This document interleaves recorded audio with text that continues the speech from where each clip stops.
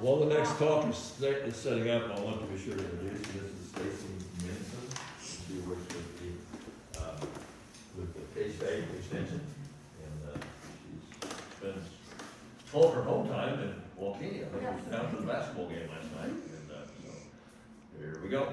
So, we talked about the poster contest. As Holly said, it's Let's Talk Water. So you can do conservation, you can do water quality, or you can do both. You can mix your poster and do both topics if you want to do it that way.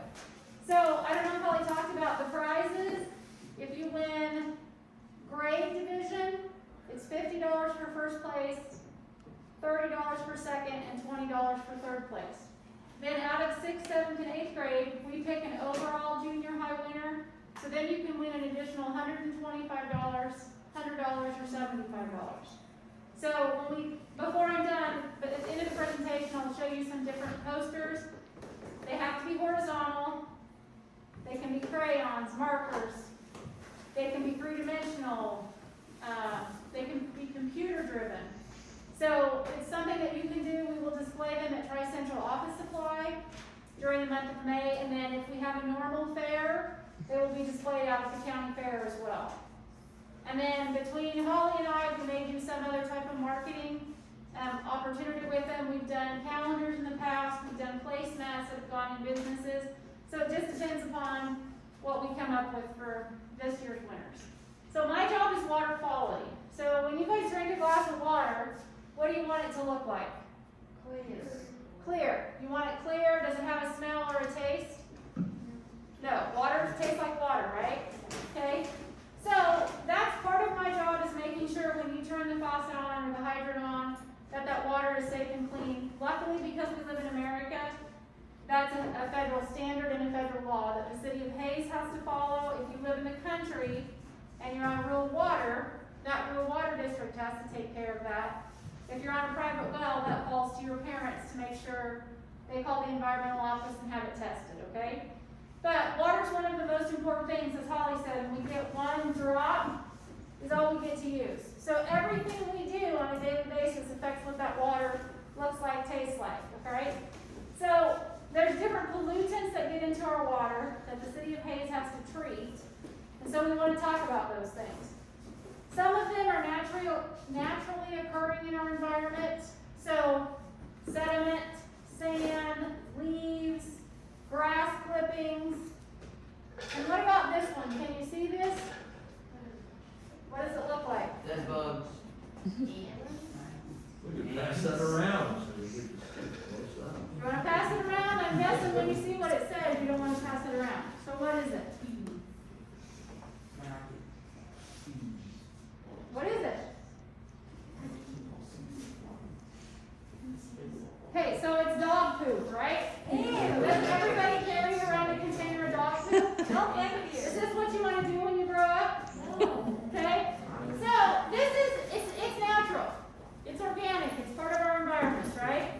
But when it rains in the city of Hayes, if everybody has a dog and nobody picks up their pet waste for a week, we get a big rain, all of that pet waste is going to disintegrate, and all of that bacteria and nitrates that are in this are going to travel downstream, down the drain, storm drains, and end up in Big Creek, right? So communities downstream of the city of Hayes pull water out of Big Creek, retreat it, and they drink it. So it's really important in Hayes that we pick this up, right? So there's two things in here, nitrates and E. coli, that none of us want to drink, right? So the easiest way to prevent those two from getting in there from pet waste is to do what? What about your dog? Yeah. So how many of you have to do that, or you see mom and dad do it? Is it something when they've told you over the years to go do that, you think it's the grossest thing ever? Yeah, but now is it as gross if it could get in your water supply? Yeah, but it's still easier. gross, but like. But it's better to clean it up, right? Okay? So sediment or soil is another one of those naturally occurring pollutants that we can do things to prevent it. So the first class didn't have really good examples that I wanted, but this class does. So when we talk about soil out on the farm, out in the country for producers, we have conventional tillage, minimum till, and no till.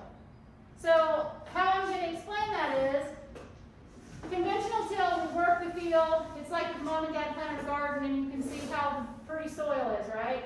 All that brown soil. Minimum till means we've harvested a crop and we have some crop residues, maybe some wheat straw or maybe some corn stalks that are left. They've worked the field, but some of that's still there. No-till means we don't put any equipment on the ground. We cut the crop, we harvest the crop, and that residue falls back to the ground. Whether it's the wheat straw, the milo stalks, or the corn stalks, right? So for sediment, leaving a field, which of those conventional minimum till or no-till is going to have more sediment leave the field if we get a rain event with that erosion that Holly showed?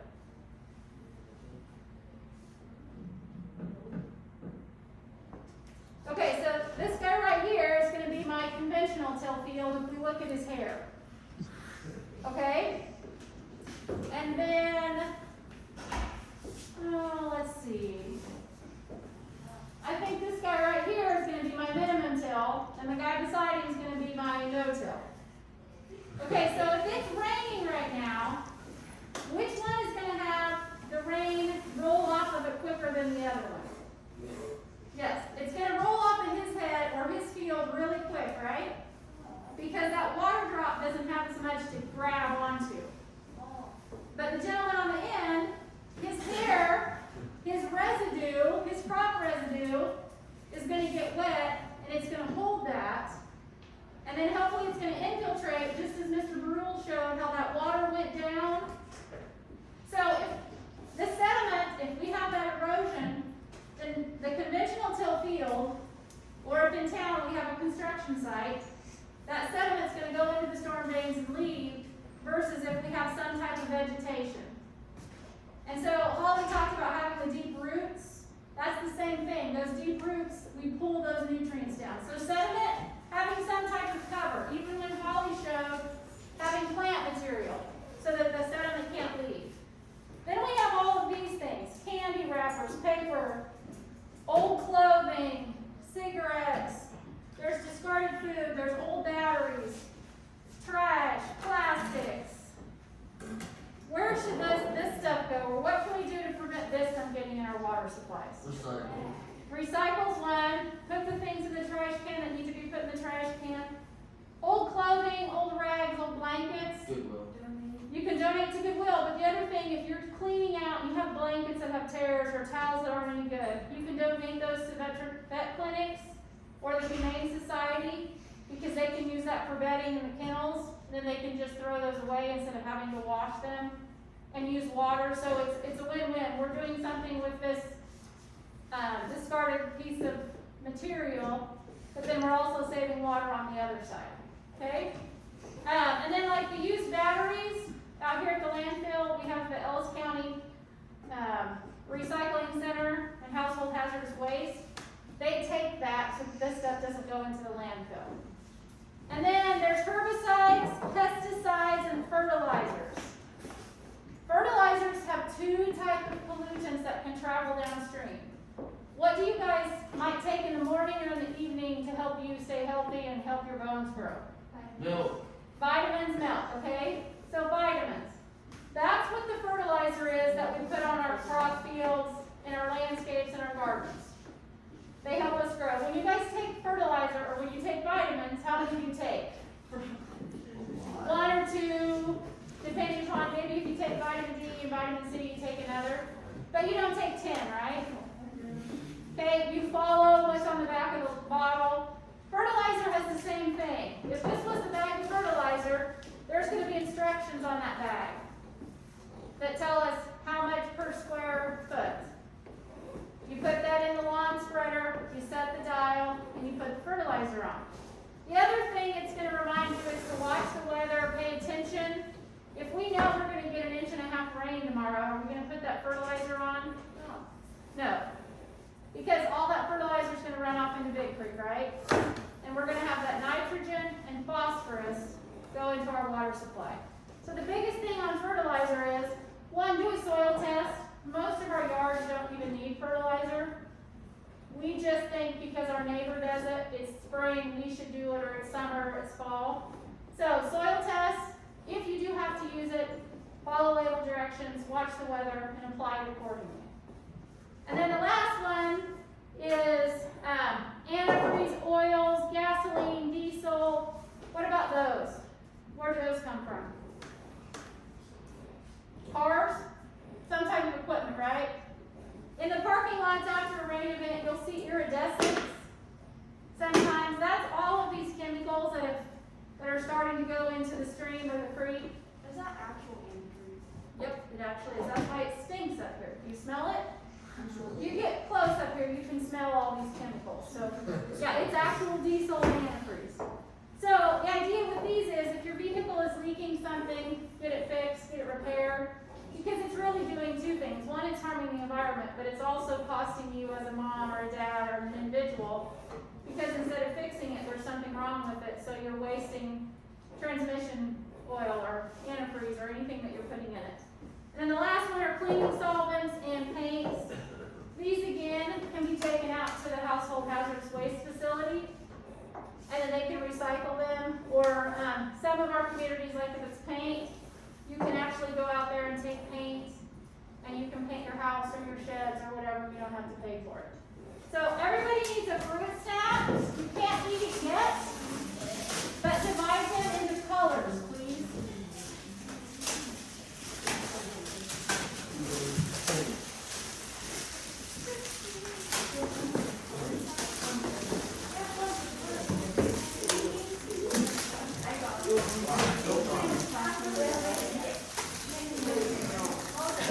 That was difficult.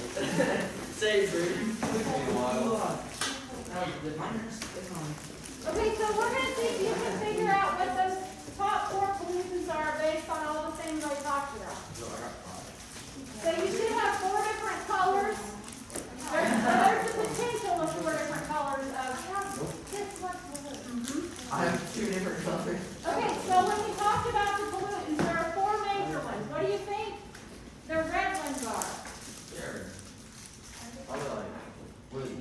Strawberry? Think about your pollutants that you just heard about, okay? If you remember. There's 4 different there's 4 different major pollutants that we have to worry about. Jars and jugs. Diesel is, yes, but that's not one of the 4. Antifreeze. Oil, antifreeze, all of those things are pollutants, but they're not something that we focus on that gets in the water that we have to treat. Bacteria. Plastic. Okay, bacteria is one, that's your red one. That's the E. coli bacteria that comes from pet waste. It can also come from human waste. So in the country, that human waste would be coming from septic systems that are failing. So, Huh? what? A septic system? If you live in the country, instead of flushing the toilet and the water going to the wastewater treatment plant, it goes in a pipe, it goes in a holding tank, and all that settles out, the solids settle out, and then all the liquids go out into lateral fields that are underground. That's kind of nasty. So just Google, or maybe Mr. Brule will bring up some pictures to show you what a septic is. Okay? So bacteria. The other source is wildlife. So we can't really control the wildlife populations and tell them to go somewhere else. So it's livestock, pets, humans are the major bacteria sources. So for you guys, what's the easiest way to prevent bacteria from getting into Big Creek? No litter. That to prevent this container from getting into Big Creek. Pick it up, okay? Pick it up, put it in the trash. And when mom and dad tell you to pick it up, it isn't pick it up and go throw it in the alley, okay? Because most alleys are sloped so that the water runs off. So if everybody takes their pet waste and goes and puts it in the alley, did we pick anything up? It's still going to rain. That still has the potential to get into Big Creek. Okay, so that's your red ones. How many of you had no red ones? Okay, so if we look at this, all of you are Big Creek in different parts of the county. So in this part of the county, there wasn't any bacteria today. But how many of you had, I see she had 4. Anybody have more than that? So she's got a lot of bacteria. So, okay? So there could be lots of pets in that area. There could be livestock operations. There could be failing septic systems. But for you guys, the biggest thing is picking up pet waste. Yeah, I do a good job. And also in the city of Hayes, if you walk your dog and your dog does its business and you don't pick it up, you can receive a citation for that. Did you know that? Yep. There is a city ordinance that it is to help. The next part of that is the city has to meet state regulations in regards to stormwater. And so that helps them do that if people pick up their pet waste. Okay, you can eat the red ones. I want one. Okay, so red was E. coli bacteria. What's a couple other? What was in this fertilizer that we talked about? That was, Vitamins. what kind of vitamins? What are they that we put on crops and fields and lawns and landscapes? What's in the fertilizer? Too many things. Two things. Vitamins. Disgusting is The thing that makes your helps things grow. Nitrogen and phosphorus, okay? Couple of elements. Okay, there are two elements, yes. Nitrogen, phosphorus, it's like calcium, it's one of those type of things. Nitrogen and phosphorus, again, looking at label directions, doing soil testing, watching the weather. We don't always have to have fertilizer, but we're conditioned in a sense to use fertilizer. Honestly, Holly and I, in our roles, we would much rather have you put native vegetation out there, use mulch, organic mulch, when she talked about some of those type of things, to help protect it instead of putting fertilizers out there, okay? So you can eat the orange and the green. Those are your nitrogen and phosphorus. Look at your numbers. Look at each other's table. How many did you have? 4. 3, 2, 4. Did anybody not have any? Now they're gone. Okay. So then the last one, we have nitrogen, phosphorus, and E. coli bacteria. What was the other thing that we talked about, your heads, and whether things would infiltrate? What was that pollutant that would run off? What runs off in erosion? Soil. Soil, okay, so that's your last one, soil or sediment. And that's the blue one. Did everybody have blue ones? Some of you didn't have any, you only had one.